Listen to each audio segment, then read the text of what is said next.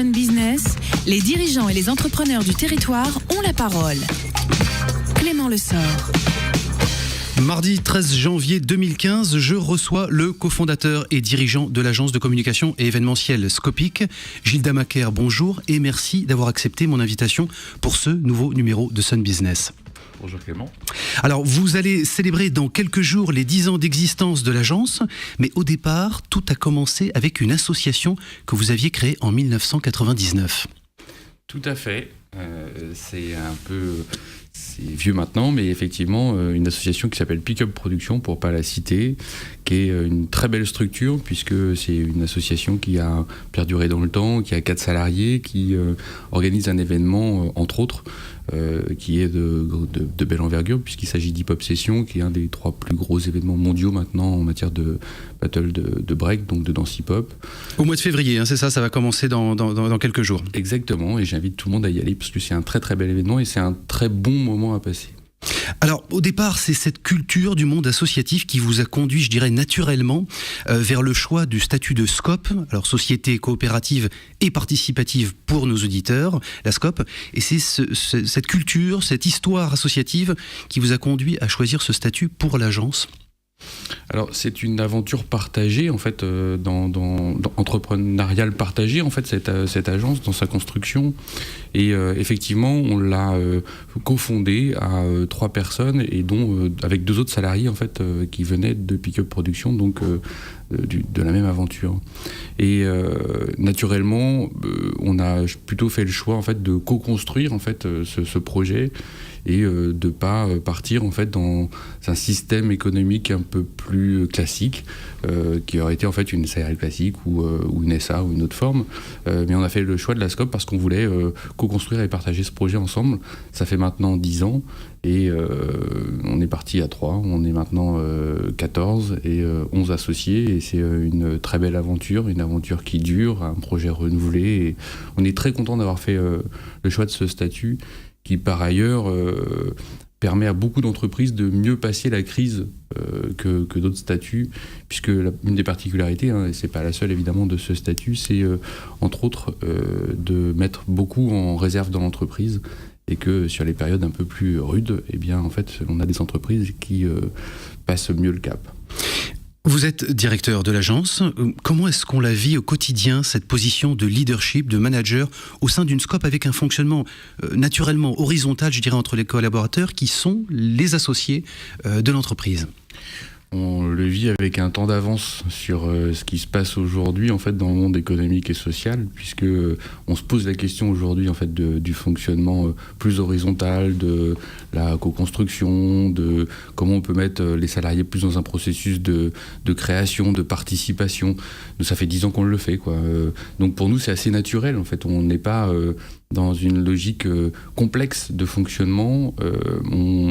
On a un directeur en ma personne en fait qui prend des décisions chaque jour, et qui réunit pas l'ensemble des salariés en fait pour prendre ces décisions, bien heureusement, sinon on n'avancerait pas, mais qui pour autant réunit l'ensemble de ses associés, et ces associés c'est 11 personnes sur 14 salariés, lorsque je prends des décisions dont je pense qu'elles sont importantes, majeures pour l'entreprise, sur son avenir ou sur les risques en fait qu'on peut prendre, et je sais qu'on prend des risques quand on est entrepreneur et directeur à la tête d'une agence.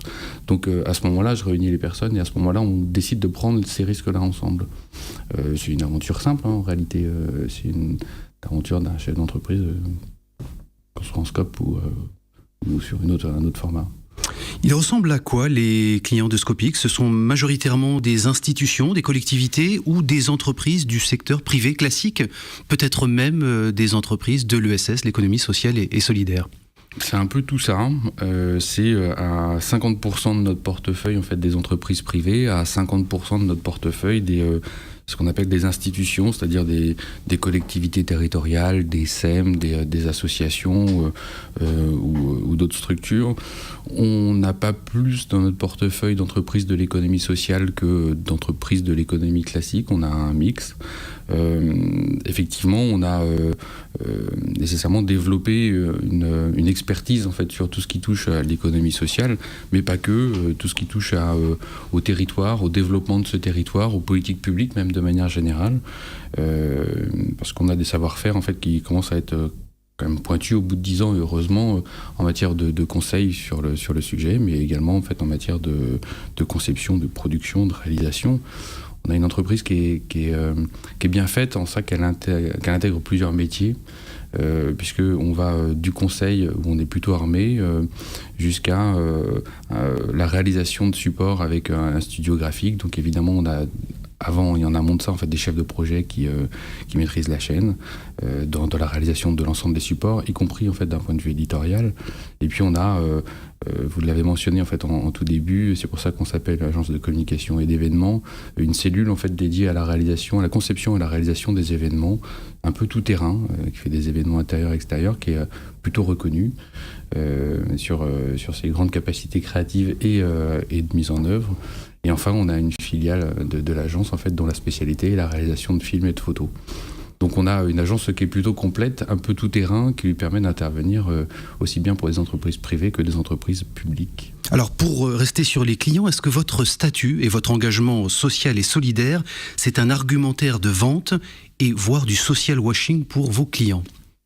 Alors on y fait attention parce que ça nous est arrivé, mais finalement très très très rarement en fait qu'on vienne nous chercher parce qu'on était une scope et que du coup ça pouvait faire bien. Nous on aime qu'on vienne nous chercher parce qu'on fait bien notre métier, parce que on est pertinent dans ce qu'on peut proposer, parce qu'on apporte le conseil qui est attendu, bref parce qu'on fait bien notre job. Et c'est à 99,9% le cas. Alors les gens découvrent plutôt après coup en fait qu'on a une scope, s'intéressent au sujet et ça fait écho à ce qu'on appelle la crise économique et sociale mondiale qui parcourt l'actualité. Et donc en ça en fait ils trouvent de notre façon de fonctionner, dans nos statuts, qui on est en fait des valeurs et du sens en fait qu'ils aimeraient parfois avoir chez eux, et ça les intéresse et ça les accroche peut-être un peu plus à nous, mais ils sont seuls juges en fait de la qualité de ce qu'on fait malgré tout, et là en fait être une scope ou pas être une scope en fait ça change rien. Pour rester sur l'économie sociale et solidaire, puisque évidemment ça vous concerne directement, en préparant cette émission, je dois vous dire que je suis tombé sur un excellent article signé Bernard Maris du Charlie Hebdo d'il y a quelques années, on était en août 2011.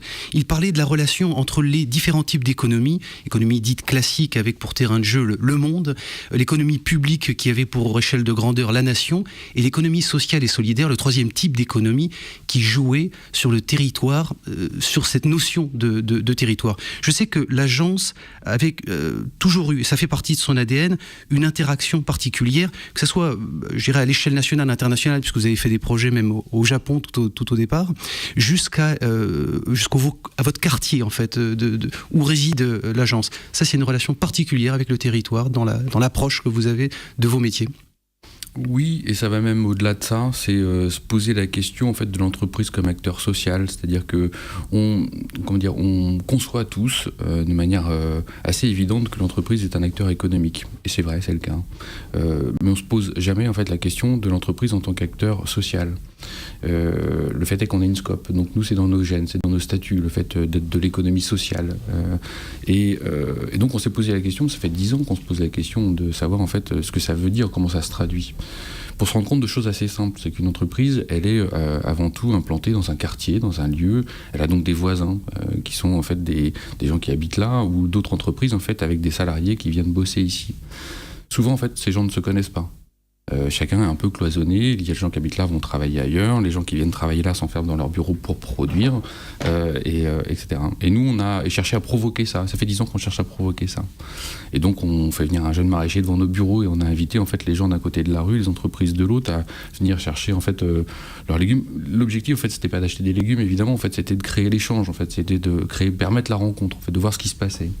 C'est très intéressant parce que c'est intéressant pour les gens en fait qui sont dans l'entreprise, qui finalement en fait sortent de leur bureau, pas pour aller très loin en fait, pour aller dans la rue, mais en même temps rencontrent d'autres personnes, en même temps qu'ils achètent quand même des légumes qui sont de très bonne qualité. Merci Olivier Durand. Olivier Durand qui viendra dans l'émission d'ailleurs parler de son activité. Qui est un très très bon maraîcher, et puis un chouette type, et puis finalement on s'aperçoit que de fil en aiguille, au-delà des rencontres, il y a même en fait du business qui se crée, puisque on rencontre fait la boîte d'à côté, et on découvre son activité et vice versa, et puis on se dit mais c'est quand même dommage qu'on fasse pas de choses ensemble, on est voisins, et des projets naissent. Donc c'est quand même très utile. Et je vous passe en fait, on fait bon nombre d'actions en fait de ce type.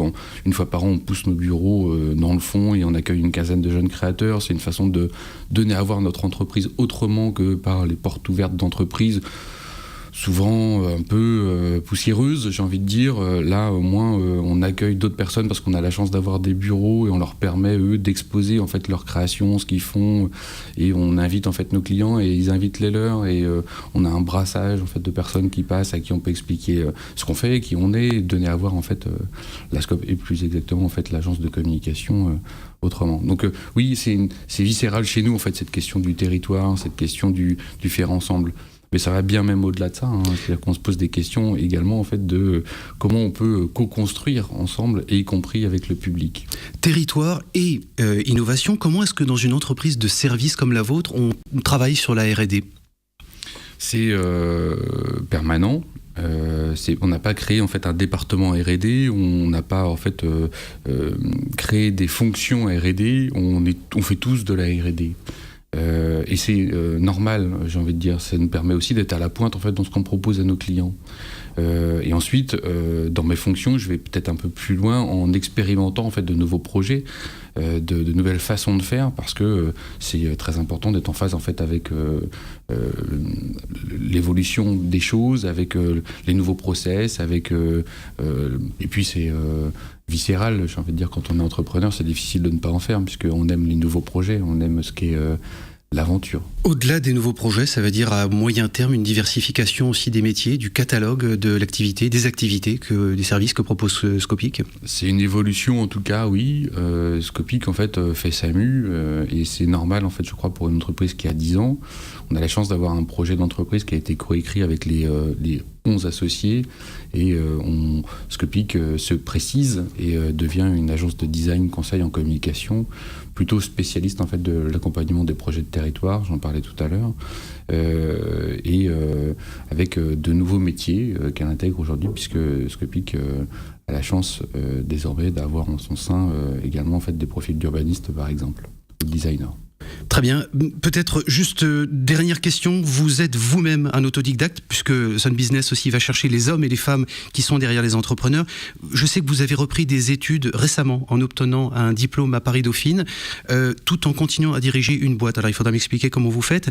C'était nécessaire en termes de montée en compétences dans votre parcours professionnel, dans la poursuite de votre parcours professionnel, ou c'est un challenge personnel, quelque chose à prouver à votre entourage familial, à vous-même, de reprendre des études aussi tardivement? Alors, c'est pas quelque chose à prouver si ce n'est à soi-même, et peut-être que c'est en partie le cas. C'est surtout une façon, à un moment donné, de mettre des process, de mettre des mots, de mettre des façons de faire sur quelque chose qu'on fait de manière innée depuis longtemps. C'est comment en fait on peut structurer les choses, apprendre en fait de ceux qui savent, de ceux qui ont développé, et c'est vrai que Dauphine m'a beaucoup apporté en la matière. On vous félicite en tout cas, bravo. Vous pouvez retrouver cette émission, merci beaucoup Gilles Damaker. Vous pouvez retrouver cette émission sur lesonunique.com, sur les réseaux sociaux de la radio et l'application MySun. Excellente semaine à tous les auditeurs de Sun Radio.